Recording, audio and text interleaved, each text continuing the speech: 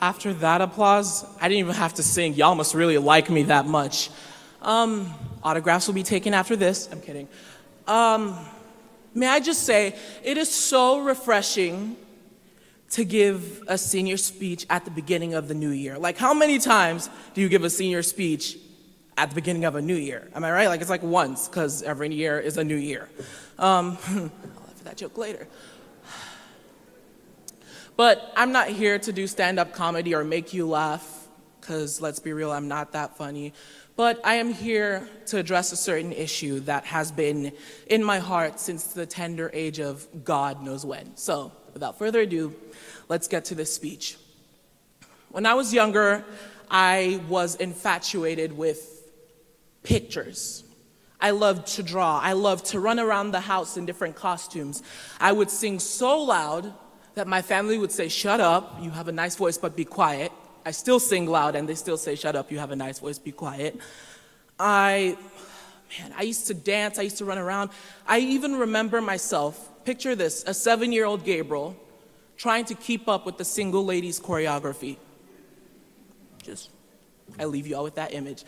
But that was just one thing. That thing led me to a bigger moment in my life. That thing created my first light bulb for the theater. You see, growing up African, we're not expected to be in love with such things. The arts, music, even globally entirely, they're viewed as just hobbies. It is sad to say that the profession of the arts has just been limited to just a hobby. An amazing philosopher once said that if you ever want to hear conversation start, look through the arts. Every time a government wants to shut down something, they start with the arts. You see, growing up as a boy who loved to dance, as a guy who was into playing house, as you guys call it, but in Nigeria we call it drama, as a guy who was into singing, all the other guys, I couldn't play with them very much. I was alienated for being myself, for being allowed to express such a joy that was in my heart. I remember in middle school, I got up to sing, and after that, a kid came up to me and he said, "Don't sing again because no one cares." That hurt. That had an impact on me. I remember being alienated for being into things that weren't common, things that people would say, "Oh my God, he can't play with us, he's a tomgirl." What? When all the other guys would go out and they would play soccer or run around, I'd try to join them. But for the most part, I wanted to stay inside because let's be real, I thought it was sweaty and disgusting. I didn't want mud over my clothes. But that was just one aspect of it. And things that hurt you can only make your skin tougher. So after that kid had told me to not get up and sing, the next time they said who wanted to sing, I got up there and I sang and I got a loud standing ovation. When I came to the United States at 13 years old, I was put in a children's theater class my first semester. Now, of course, I had never really experienced what the lights, the sound, everything was, and that was just a taste. Let's be real, we've all seen children's theater. It's not as much as our main stage production. So for me, that was my first taste. From that class, I took choir concert after choir concert. I learned ballet on YouTube. I looked everywhere I could get because that class started me going, this is fun.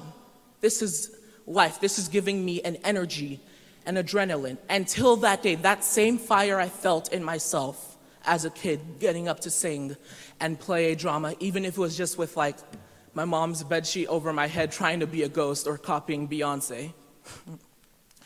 I still have it. The adrenaline every time I step on that stage is immense. Imagine being engulfed in something so wonderful, like some of us here are into sports, some of us are into reading. Being able to do what you love, that fire, that adrenaline, that peace within you, that amazing electricity that just goes through your body and you're shaking like crazy. That's what I feel when I do theater. That's how I feel every time I step on a stage to tell you a story of a character or any show. You see, as a guy also, in a patriarchal society, I was groomed for, you will care for the family, you're extended, you're nuclear, and for some reason your mom's friend that you barely even know, because it's collective society, it's African culture. They believed, I remember being told, again, hobbies don't put food on the table. You could either be engineer, doctor, the closest thing to the arts, a lawyer, journalist maybe. It was hard. It was a thing I had to fight. Coming to the United States as a guy who was huge, that I even forget how big I am, dark-skinned, African, really, people were like, oh, what sport do you play? And I'd go, oh, I don't play any sport. And normally that's granted, because I see myself sometimes and I'd be like, okay, I have the body that's huge. Now, granted, if you told me to kick a ball, I could barely do that. But looking at myself physicality-wise and just the outside of me, people would see me and just go, oh, he's probably an athlete. And the times that I would say, I'm into theater, or I love Gershwin or Shakespeare, or these things, people challenged my blackness, my melanin, my African culture, my heritage. People were like, you can't be African.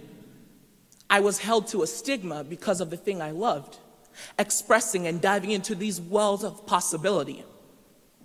Granted, it's not common, but that's what I hope to do. As an African, you are expected to work hard in everything you do. There is a bar that is set, and you must go above that bar. And growing up, that has been my mentality. And within the theater and even school, that has been my mentality. I hope to cause a new conversation of what it means to be African in general. I hope to break the mold of the stereotype. I hope to change the fact that they believe not all of us speak fluent English, because right now all of you can understand me, right? See? I hope, the thing about this is, it's bigger than me. What I can do on that stage, what I can do in front of you guys now, it can change it for the next person that comes after me. It can even change those who came before me. So today I call upon you guys for a request. No matter what it is, whatever you love, whatever it is you are so passionate about, go ahead and do it. Because at the end of the day, you will regret it if you don't do that thing. Go for it. If people say no, who cares, right? It's your life. You owe that honor to yourself. You don't want to look back and regret anything. I also ask you guys to please change your concept of the arts. It is not just a hobby. The theater, the opera, artists, sculptures, paintings. It is a profession, it is life. It has much respect that a doctor or engineer does. Granted, they're different fields, obviously, people do math and different things, but the art itself has the influence to heal, to change lives. I would like to thank the Montverde Academy Fine Arts Conservatory, Mr. Conley Candelario, for hearing my voice and taking a chance on me, Miss Emerson for being a mentor, an inspirational person in my life, and giving me that voice to go forward, Mr. Hearn for seeing me run into that children's theater class and begging you to let me not just be Paperboy and play Dandy Dan. Montverde Academy for giving me an environment where I can thrive, where I can be true to myself. My amazing troop, 3977, where you at? Yep, that's my troop right there. I want to thank you guys so much for being a family. And most of all, I want to thank the students here for coming to support the arts, even though it's mandatory sometimes. But to the people who drive from your houses to come watch us and give us standing ovations, I want to thank you guys. Give light to the arts. Give life to the arts. At the end of the day, who lives, who dies, who tells your story? That is up to you. Thank you and have a blessed day.